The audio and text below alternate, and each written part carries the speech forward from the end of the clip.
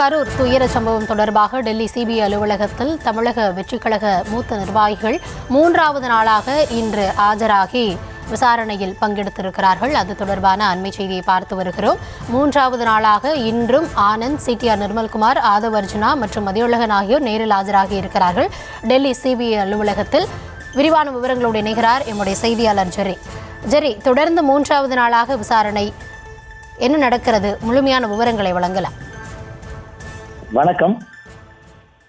தமிழக அரசியல் களத்தில் பெரும் அதிர்வலைகளை ஏற்படுத்திய கரூர் கூட்ட நெரிசல் விருந்த 41 பேர் என்ற சம்பவம், அது தொடர்பாக போலீசார் விசாரணை நடத்தினார்கள். அதன் தொடர்ச்சியாக வழக்கு சிபிஐக்கு மாற்றப்பட்டது. கரூரிலேயே தமிழக வெற்றி கழகத்தினுடைய முக்கிய நிர்வாகிகள் ஆஜராகி தங்களுடைய விளக்கத்தை அளித்திருந்தார்கள், சில ஆதாரங்களையும் அளித்திருந்தார்கள். அதன் அடிப்படையில இந்த சிபிஐ வழக்கு இன்னும் வேகம் எடுத்திருக்கிறது என்றே கூறலாம். அதன் அடிப்படையில தான் செப்டம்பர் 25ஆம் தேதி தமிழக வெற்றி கழகம் பிரச்சாரத்தின் போது பொதுக்கூட்ட நெரிசல்ல 41 பேர் உயிரிழந்த விவகாரம் தொடர்பாக சிபிஐ விசாரணைக்காக தமிழக வெற்றி கழகத்தினுடைய முக்கிய நிர்வாகிகளுக்கு சிபிஐ தரப்புல சம்மன் அனுப்பப்பட்டது.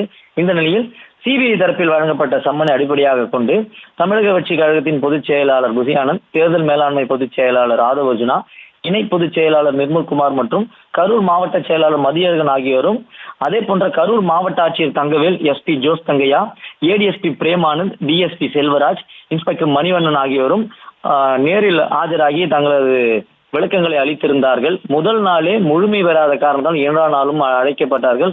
ஏறத்தாழ 9 மணி நேரம் அந்த விசாரணைகள் நடைபெற்றது. அதன் தொடர்ச்சியாகத்தான் 3வது நாளாக தமிழக வெற்றி கழகத்தினுடைய முக்கிய நிர்வாகிகளும் தங்களது பக்க விளக்கங்களை அளிக்க இருக்கிறார்கள். இதைத் தொடர்ந்துதான் மேற்கண்ட விவகாரத்தை சிபிஐ எஸ்பி சுனில்குமார் தலைமையிலான அதிகாரிகள் விசாரணை மேற்கொண்டு வருகிறார்கள். விசாரணையில் பல்வேறு கேள்விகள் முன்வைக்கப்படுகிறது. அதாவது முதல் நாளே பல கேள்விகள் முன்வைக்கப்பட்டது. அதில் விஜய் கரூர் பொதுக்கூட்டத்துக்கு நடந்து எப்போது அனுமதி கோரப்பட்டது, அவர் எப்பொழுது வந்திருந்தார், எத்தனை மணி நேரம் தாமதமாக வந்திருந்தார், எவ்வளவு பேர் வருவார்கள் என்று நீங்கள் அனுமதி கடிதத்தில் குறிப்பிட்டிருந்தீர்கள், எத்தனை ஆயிரம் பொதுமக்கள் வந்திருந்தார்கள், எத்தனை ஆயிரம் பேர் கட்சி தொண்டர்கள் வந்திருந்தார்கள் என்பன போன்ற கேள்விகள் எல்லாம் கேட்கப்பட்டிருந்தது. அந்த செஷன் முழுமையடையாத காரணத்தினால 2வது நாளும் நீடித்திருந்தது. அதன் தொடர்ச்சியாகத்தான் 3வது நாளும் விசாரணை தொடங்க இருக்கிறது.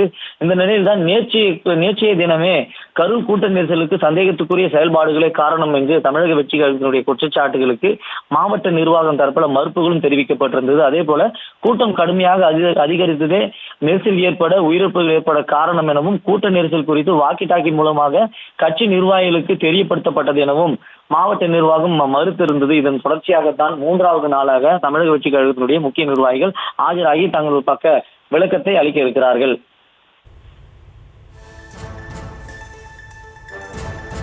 விவரங்களுக்கு நன்றி ஜெரி.